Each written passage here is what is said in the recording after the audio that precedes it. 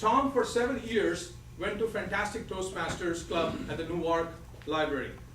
One time, he almost burned down the library when he tried to give a speech about deep frying.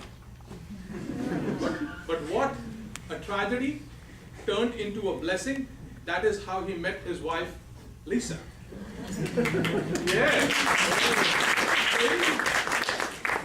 Today, they live in Union City with their 2 lovely daughters. Let us welcome Tom, please.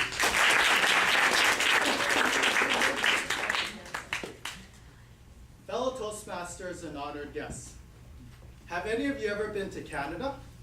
Me! Oh. All right. So this past Christmas, I went to Canada to visit my family.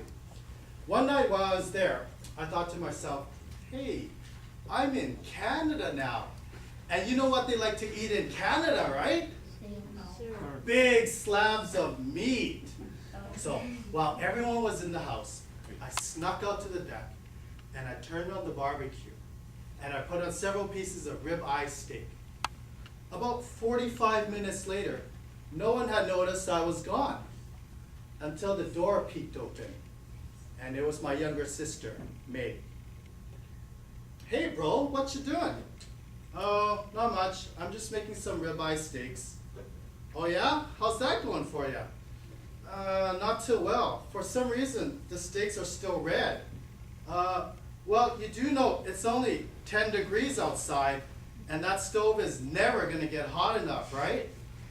Oh man, did I ever feel stupid. But you know what? My sister, instead of giving me that, man, you are pretty dumb look, she just smiled and she said, come on, let's go inside. So that night, I was reminded of the influence my sister has had on me, both while I was growing up and the person that I am today. They say that your siblings are with you throughout the longest span of your life. Your parents are there during the first half, and your spouse and children are there during the second half. But it is your siblings that are there from the beginning till the end. No wonder our siblings have such a great influence on us. If you don't believe me, next time you're in the bathroom, look in the mirror. If you stare at yourself long enough, you might be shocked to see parts of your brother or your sister staring right back at you. Scary. So how did my sister come into my life? Well, one day, my parents came and told me that they were going to have a baby just for me. They said they saw how lonely I was, and they wanted to give me something to play with. And I asked them, so if you wanted to give me something to play with, wouldn't it be easier just to buy me a bicycle or a pet hamster? They replied, you'll understand when you're older. So from the moment my sister was born, I treated her like someone I had to take care of. There's a lot of baby pictures of my sister crying, and I'm leaning over her. And in my mind, I'm doing this. But in reality, I was doing this. Because as a 4-year-old, that's how you comfort a crying baby. So for the next 10 years, we spent all our summers together. We didn't have a babysitter, and we weren't allowed outside the house. So we just killed time by thinking of ways to entertain ourselves. We became both student and teacher. We became one blind man leading another blind man. We became everything, from magicians to rock stars to chefs. It was during these summers that we taught each other life lessons that carried into our adulthood. I taught my sister the value of money. One time we played house, and I gave her a job, I gave her an apartment, and I gave her stuffed animals as kids. After a while, she broke down and she cried, but I don't have enough money to pay the rent, to put my kids through school, and I don't have anything left to buy groceries. And I would say, see, that's how real life is. Life is tough, and you need to be tough too.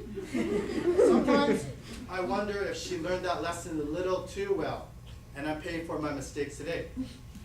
These days, she's always quick to remind me of the bad things that I did to her as a child. You remember when you used to rip up my sticker books? You remember the time you beat me up It makes me feel so guilty.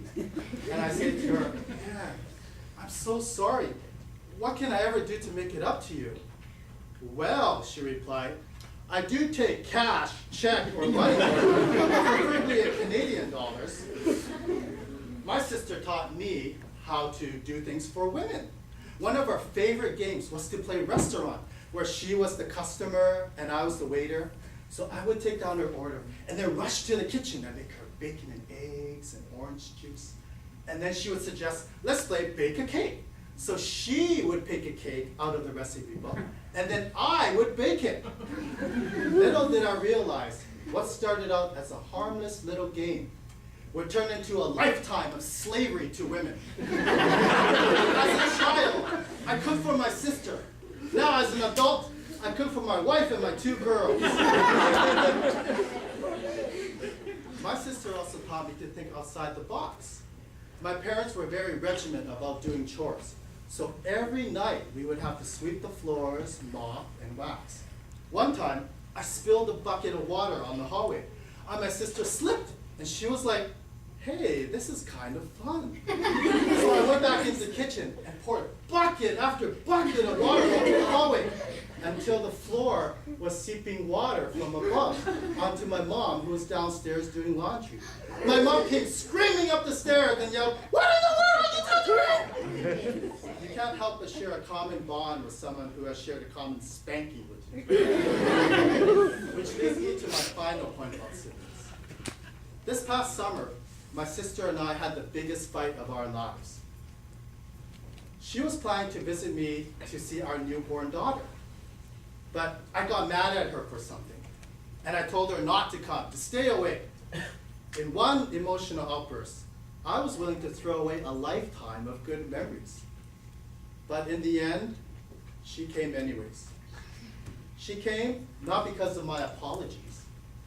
She came not because she had to. She came because she is my sister. And that should be the only thing that matters when we choose how we react to our siblings. For we cannot choose who our siblings are. We cannot choose a sister who's a little less annoying. We cannot choose a brother who's a little more cool. What we can choose is whether, after a lifetime of ups and downs, we ask ourselves, has my sibling become a stranger or a friend? Because at the end of it all, it's not if, but when one day we will see our brother or our sister lost and freezing outside. And it is up to us, the ones who share common parents, the ones who share a common nose, the ones who share a common childhood, to bring them in from the cold with a warm smile. And that is the greatest lesson my sister has taught.